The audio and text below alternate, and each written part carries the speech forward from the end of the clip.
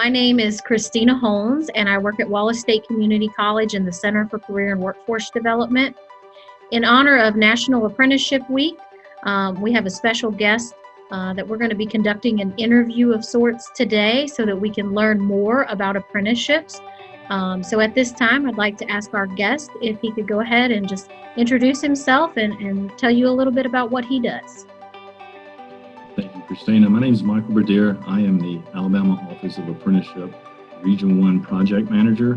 Region 1 just means the north 13 counties of Alabama. I started working for the AOA back in March of this year. A little funny story, my first day at work was the day the governor sent us all home, so that was the first day on the job. But it was for the COVID. But prior to that, I worked almost 5 years with Alabama Department of Labor and Employment Services. So my job involved speaking with employers on a daily basis and determining ways to help grow their workforce while saving them money at the same time. Before that, I worked in the private sector about 15 years. All right. Well, Mike, just to kick things off, can you tell us a little bit about what the launch or the startup process is that took place, getting the Alabama Office of Apprenticeship started? Yes, the AOA, we became a state apprenticeship agency, an SAA, on March 12th. It was actually the Thursday before the Monday I started. Prior to that, the U.S. Department of Labor handled all the apprenticeship duties, registered apprenticeships in Alabama. So what is the difference now that we're an SAA state? We still offer the same national transferable credentials as the U.S. Department of Labor did, but we have additional resources to serve employers and sponsors. USDOL typically had one individual serving an entire state. They called them an ATR, an apprenticeship technical rep. But we have 5 project managers, which is our term for the ATR, serving Alabama. So our goal is to be more responsive and deliver top-notch customer service to all our employers and sponsors throughout the state. Well, I can definitely vouch for what you're saying there because you absolutely do that for me and for Wallace State. So thank you. All right. Well, in your own terms, could you define what a registered apprenticeship is and explain the different components of that, like RTI, OJL, etc.?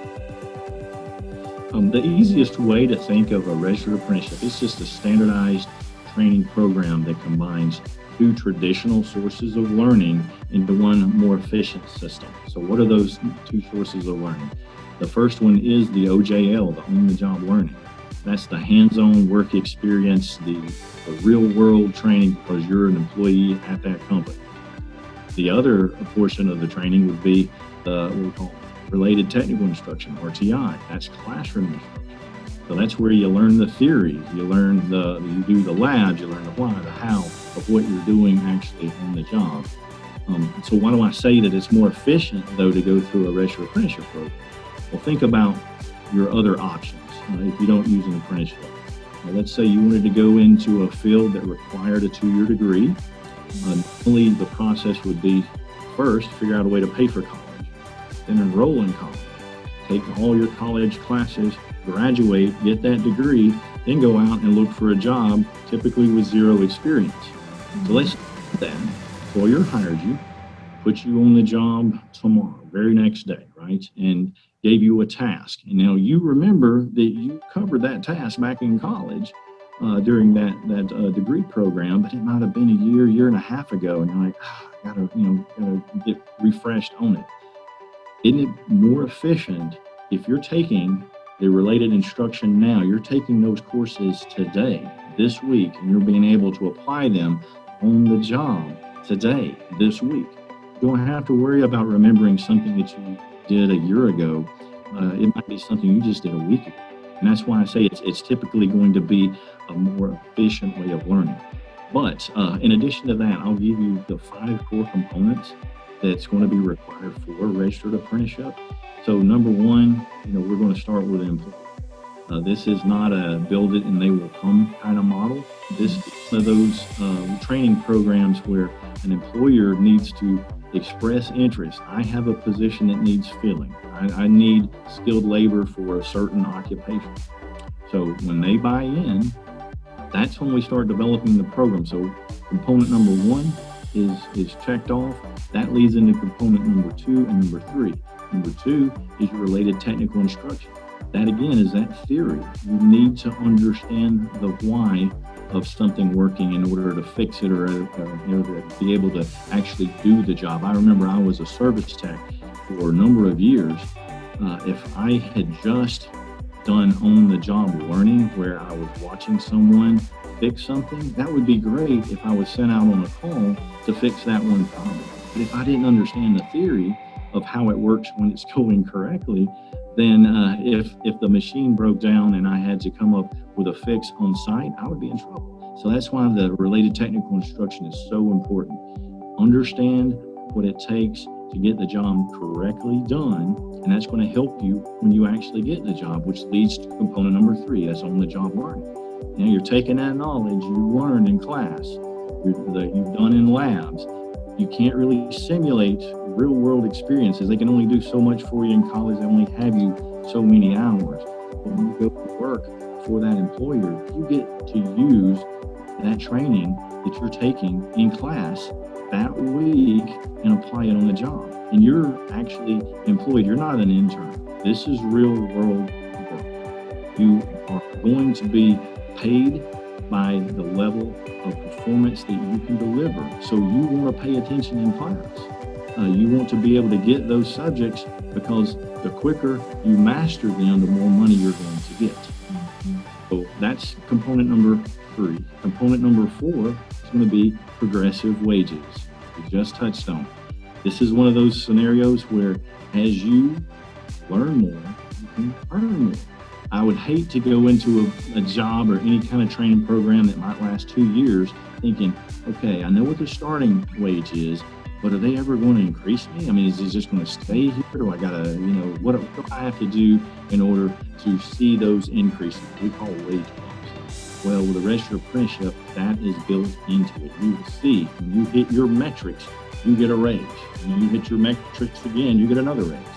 So it's one of those encouraging factors to say you're not going to start off with a wage that's going to be the same thing you finish. You will earn more as you're learning, and you're more valuable to that employer along the way. So the final component, the 5th one, is called a nationally transferable credential. So why is that important? Well, the simple fact is not all registered apprenticeship programs require degrees. So let's say that you were in an apprenticeship program, maybe it was a short-term or long-term certificate, but they don't all end with a 2-year degree. What you want to know before you even sign up for a program is that, okay, I want to be, let's say, a maintenance technician, and I put my time in, I do a couple of years, I get my transferable credential, maybe I get a 2-year associate's degree, but 5 years later I get married and I need to move to New York or Texas. That piece of paper is something that you can take with you that lets any employer in the United States know what kind of tools you bring to the table. This is your badge of honor saying, I'm nationally recognizing that where I go, that I can accomplish your needs. It goes hand in hand with your resume and any degree or certificate you have, but other states are required to honor what you did in Alabama. So don't ever think that, I just don't know about dedicating 2 years or 3 years of my life to a program. You can take that with you if the need turns out for that. So that's in a nutshell what a registered apprenticeship program actually is for the apprentice. Awesome. Well, thank you for explaining that. I think that helps folks who maybe are unfamiliar what all of those parts are. So moving on to our next question. For an employer, can you tell us just a little bit about how Wallace State being a sponsor can benefit them? Okay, that one's an easy one. I'll wrap it up in one word and then go more in detail, but it's time. Literally, an employer can be their own apprenticeship sponsor, but sometimes they just don't have the time to do it. When you have an institution like Wallace State willing to step up to the plate and say, I'll handle that paperwork, that is a value add for your company. because sometimes you just don't have time to do that. And with an apprenticeship program, it's not a ton of paperwork, but there is some that has to be done. There's the registrations and the completions and cancellations, things like that. If you need to spend your time running your business, Wallace State has stepped up and said, we will handle the paperwork, the administrative side of this. And another benefit, in addition to that, is they're your RTI provider. So why is that important? Well, they're going to be in regular contact with the apprentices. So it's easier for them to keep tabs on the individuals that's in your program because they're seeing them on a regular basis anyway. So it's a fantastic value-added service you don't have to use, but why wouldn't you? I mean, raise your hand if you like paper. Right. Well, going back to talking about the registered apprenticeship itself, there's 3 different types of registered apprenticeships. You can have the competency-based model versus the time-based versus a hybrid. For this particular conversation, could you at least talk a little bit about the differences between a competency-based and a time-based model? Absolutely. Those are 2 good options because the hybrid model is really a time-based with competencies added. So if you know what the comp and the time-based are, you pretty much know what a hybrid is. So a time-based program is a more traditional method of a registered apprenticeship. It's going to involve blocks of hours. Think of it like a credit card balance. You have X amount to spend. Well, with a time-based program, you have a certain amount of hours. So let's say it's a 3-year program, it's 6,000 hours, or a 4-year program is 8,000 hours. You break that chunk of time up into blocks, depending on what kind of tasks that you need as the employer, your apprentice to master. The benefit of using this, one, it gives you a little bit more leeway because you can be a little more generalized on the training sections. Mm-hmm. So some people might need a little bit more time in one area than another one does. But really what I find the benefit of a time-based is that it's good for jobs requiring variation. So think about electrical line worker. If all you had to do to pass your apprenticeship sections is choose a day that's nice like we have today, 70 degrees outside, it's sunny, but it's nice and crisp and cool. You're not working in the middle of winter when it's raining. You're not working in the heat of the summer when it's 100 plus heat index. That really doesn't tell that employer how you're going to react in those conditions. So sometimes it's good to have you do a job over a period of time because they can see how you respond to variation. Mm-hmm. Let's look at the competency base. Competency base is a little bit newer model, Right. much faster to complete than a time-based, but it revolves around very specific tasks. So let's say like an auto mechanic. Let's look at that. You're typically in a garage working, so whatever the temperature is going to be pretty much year-round there. Mm-hmm. But that as an employer, you don't necessarily need someone to do 2 months worth of brake changes. If you know that apprentice has it, then you can move them on down. You can check that off and say, okay, they got that, I'm going on to the next.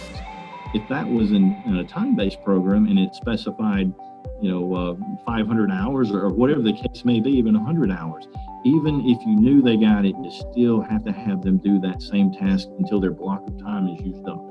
So it's very specific. It's a little bit more difficult on the front end to come up with and develop, but once you have it, you know exactly what your end product is going to be. I like both programs. They have their place, but really, I would say that if you want something faster and you want to be able to know that the people that are a little bit quicker to pick up tasks can get finished quicker, use a competency base. If you're needing something that's maybe a heavy equipment operator or something where they're having to go out and use equipment in various conditions, you might want to see or have eyes on them a little bit longer than, oh, they did it great today, and move on. Hybrid, you're looking at a time-based program So you might think it's easier to develop, but you still have your competencies. So you really lose the benefit of both. You lose the speed of a competency base because you still have hours in the time component. Gotcha. And you've made it more complex because you're not just blocking out time, you're blocking out time and adding specific comp. So we don't see that typically a lot, but we do offer it if an employer needs it. Gotcha. Okay. Well, I think that helps explain it. And I feel like each company is going to have a different preference. It's really just based on the employees that you're planning on bringing on, or the existing employees that you have that you're considering, putting through an apprenticeship program. So it's good to know that there's options. So for the employers, what benefits are there for them to consider hiring apprentices and having a structured program like that in place versus just hiring someone off the street?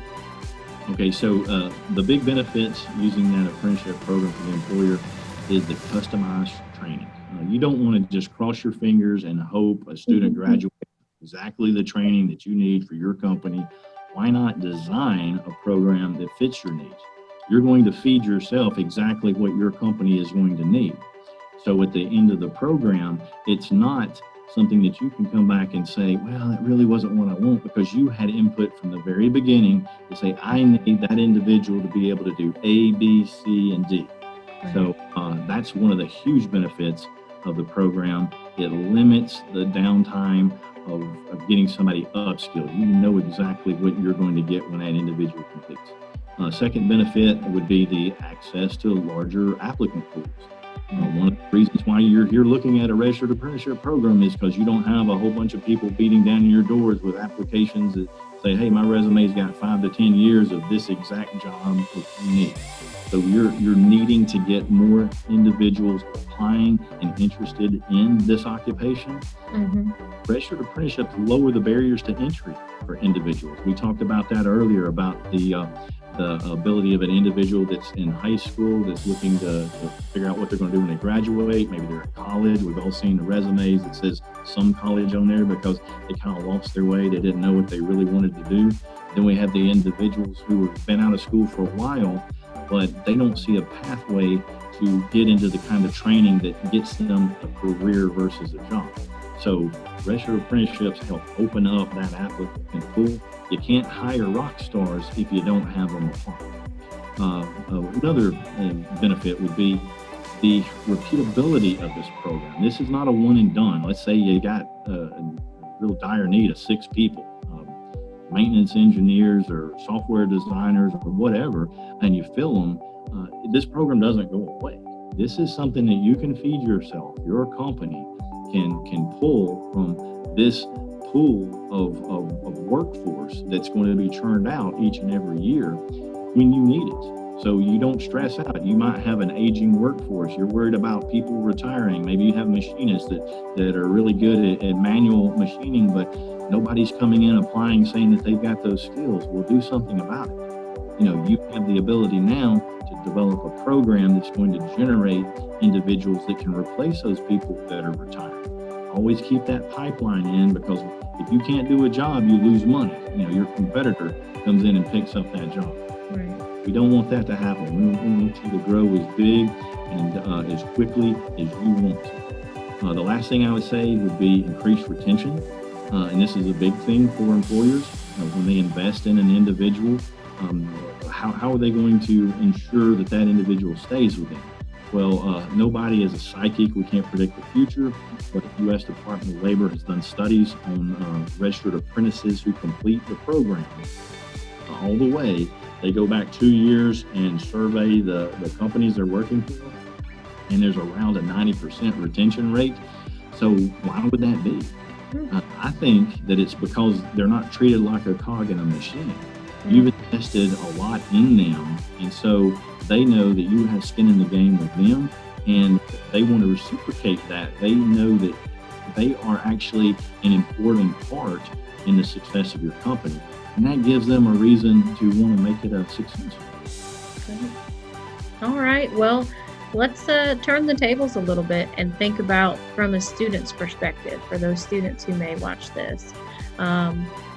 why should a student be excited about participating in an apprenticeship versus just working part-time somewhere while they're in school or doing an internship or some other form of work-based learning? Well, what you just mentioned is a fantastic example of one of the reasons. Why waste your time? You don't any time that you're working somewhere, you don't get that back. I don't care if you're 20 or 40. So if you're spending your time working part time, like Walmart or Taco Bell, and that's not what you want to do for the rest of your life, why wouldn't it be better to actually be working at the job that you want to work for, that you want to have the career at, and be generating that kind of a resume? So you don't have any downtime. And I'm not saying anything bad about like Taco Bell and places you can develop customer service skills. But if you're a manual machinist, you need to be focusing on that. That's what's going to get you paid good money. So that's one of the reasons. Another carrot at the end of the stick there is progressive wages. We talked about that. As you learn more, you earn more. This is a guaranteed path of progression where you don't have to wonder when you get hired by this company if you're going to receive regularly scheduled wages or wage increases. Just knowing the fact that if I put in the time as an apprentice, it's going to be rewarded to me makes me feel better. It makes me feel like I'm a partner because I know the employer is getting more service out of me. I'm actually more valuable to them 6 months down the road than I was when I started. Mm-hmm. So everybody wins on that. What's something else? What about the barriers to entry we talked about? Books and tuition. Mm-hmm. Policy in Alabama is called $1 scholarship. So that means that the apprentice will not be left paying for the cost of the college or the books that go along with it. That's going to be handled by the employer. Now, we work with the employer to offset those costs, and sometimes they get down to zero. There's so many programs out there. When we talk to them, a lot of times they just can't believe that these things have been around. But we like to give them a coupon book, so to speak, and say, when you're a part of this program, this is what's available to you. But yes, they have skin in the game. The apprentice, they don't have to worry about how am I going to pay for bills, my car, my rent, all this stuff, and go to school, and then hopefully have a job at the end of it. You're not an apprentice until you're hired. So you got the job, that barrier is gone. And you don't have that cost of tuition when you're trying to afford life. You're wanting to get into that career, we want to drop the barriers down. Another thing is the National Transferable Credential we talked about before. This is your badge of honor. You've got this. Nobody takes it away from you. You've got this skill set. And regardless of whether or not you get a degree in this program, you will always have at least this. We want you to have as many credentials as you can, degrees, our credentials, anything you get from industry. All that goes into your pocket in the form of increased wages because you're worth more to that employer because you know more. The last thing I want to say is the most important, I guess, and that's no job searching. That's gone. You're done. Start day one, you're employed. It's not an internship. It's not an episode of Survivor. You are working. Awesome. I love that you mentioned the coupon book. And for those who are watching, especially those who fall into Region 1, if you are an employer, obviously Mike and I would love to meet with you and talk to you about that coupon book, because there's some coupons that Wallace State can pull out of their pocket, and then there's others where we can partner with the local career center. They've got coupons too, and so we kind of work in a team effort to find the best way to meet your needs and to make it beneficial for the student and for you. So I love that you refer to it as a coupon book, though, Mike. That's my favorite. So, final question I have really is just, in closing, is there any final thoughts or words of wisdom that you'd like to share? Anything about the Registered Apprenticeship Program? The main thing I would like to say is that there's so many awesome opportunities for both the employers and the job seekers. This is just an absolute perfect time. I wish these options were available when I was getting out of high school. I would have jumped on it. But the main thing is neither side, neither the job seeker nor the employer any longer has to cross their fingers to hope things work out. You can actually get in the driver's seat and make it happen. And the time to do that is right now. Alabama is hungry for you. That's absolutely correct. In my role here at the college, I feel like I talk to at least 5 or 6 employers each day who are looking for people, and 9 times out of 10, a registered apprenticeship, is potentially an answer to their hiring needs. So this is a great time to be considering a program like this.